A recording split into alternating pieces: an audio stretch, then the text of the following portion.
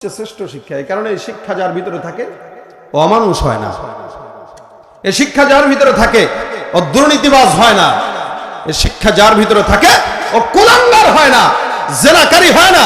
এই শিক্ষা যার ভিতরে থাকে সে চাঁদাবাজ, দুর্নীতিবাজ, সন্ত্রাসী, জেনাকারী পশ্চিমকালেও হতে পারে। আসসালামু আলাইকুম ওয়া রাহমাতুল্লাহি ওয়া বারাকাতুহু। এটা পিছনে সরান, মনিটরটা আমার লাগবে, পিছনে সরান। ইন্নাল হামদুলিল্লাহ আলহামদুলিল্লাহি আলিয়্যিয যাতি আযীমিস সিফাতি সামিয়্যিস সিমাতি কাবীরিশ শান জলিলিল কদরি রফি'আদ যিকরি মুতা'আল আমরি জলিয়্যিল বুরহান। ونشهد أن لا إله إلا الله وحده لا شريك له، ونشهد أن سيدنا وسندنا وحبيب ربنا وطبيبنا وطبيب قلوبنا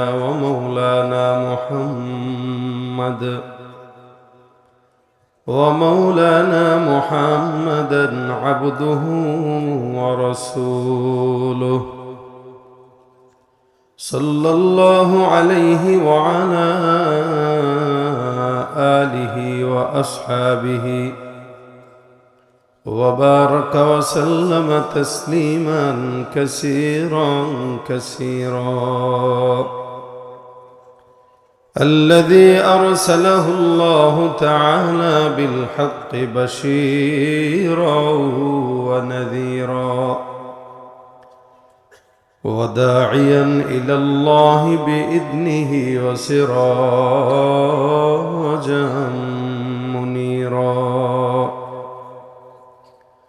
أما بعد فأعوذ بالله من الشيطان الرجيم. بسم الله الرحمن الرحيم.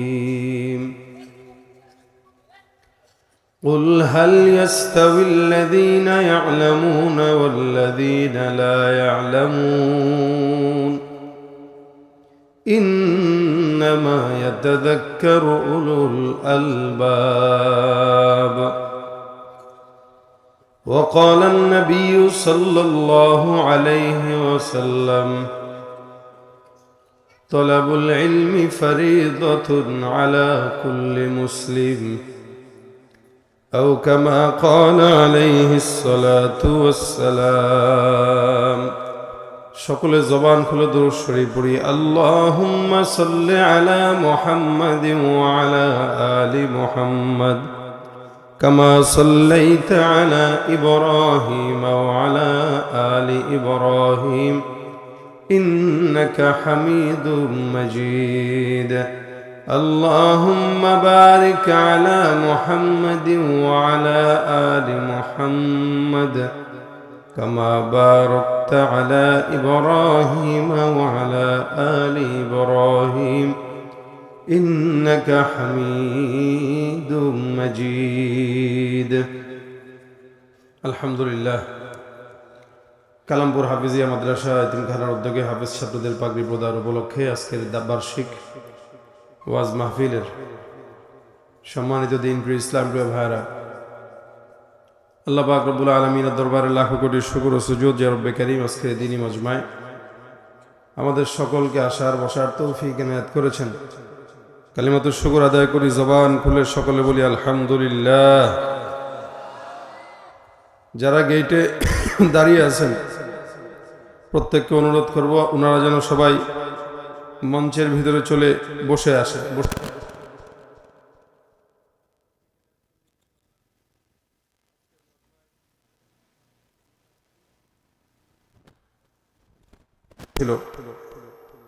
আলহামদুলিল্লাহ, আল্লাহ পাক আনতে পেরেছেন, কারণ রাস্তায় যেই পরিমাণে জ্যাম, এই জ্যামের ভিতরে আসা কয়টা বাজবে আমি এটা নিয়েও সন্দেহান ছিলাম। আল্লাহ পাক নিয়ে আসছেন, আলহামদুলিল্লাহ। আমার পরে আলহামদুলিল্লাহ আপনাদের আজকের মাহফিলের সম্মানিত প্রধান মেহমান হাফিজুর রহমান সিদ্দিক কুয়াকাটা হুজুরও চলে আসবেন সময় মতো। আমরা মুখতাসার সময় আজকের এই মজমায় প্রাণবন্ত করব, সকলে মিলে জবান খুলে বলি আল্লাহ পাক তৌফিক দান করুক, বলেন আমিন। আমি আপনাদের সামনে, যেহেতু মাদ্রাসার প্রোগ্রাম, এই জন্য দ্বীনি শিক্ষা এটা আমাদের এই মুহূর্তে কতটা জরুরি এ বিষয়ে সংক্ষেপ সময়ে কিছু কথা বলবো।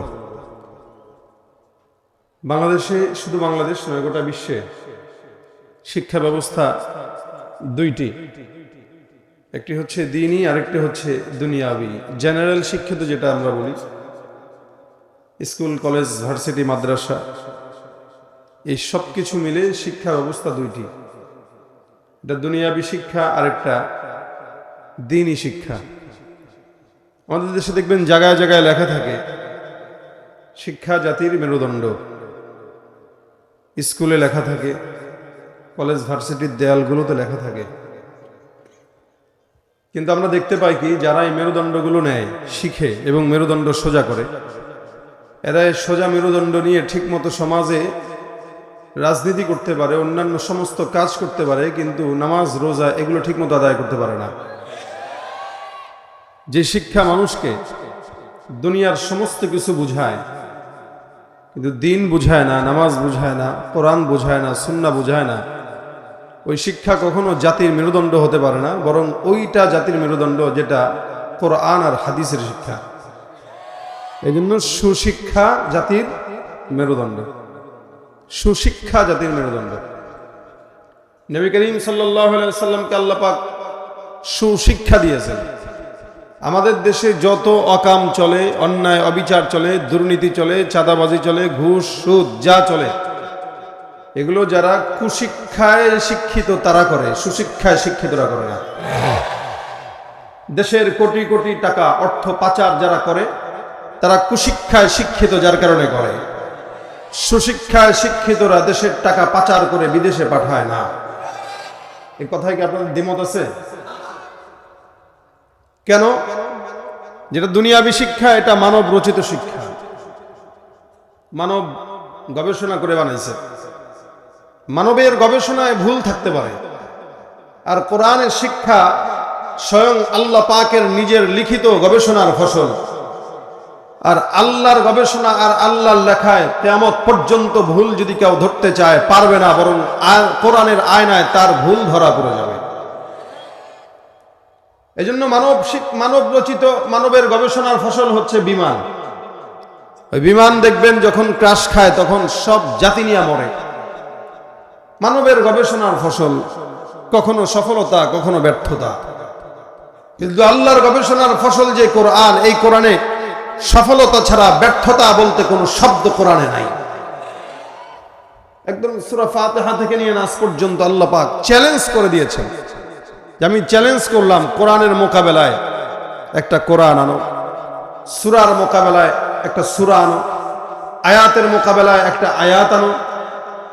কিয়ামত পর্যন্ত আল্লাহ পাক চ্যালেঞ্জ ছুড়ে দিয়েও এই জাতিকে সময় দিয়ে দিলেন, কিন্তু কোরআনের একটা নোক্তাকে উপর থেকে নিচে নামানোর যোগ্যতা আজ পর্যন্ত কোনো বেঈমানের হয়েছে? হবে? কিয়ামত পর্যন্ত সময় আল্লাহ দিয়েছে।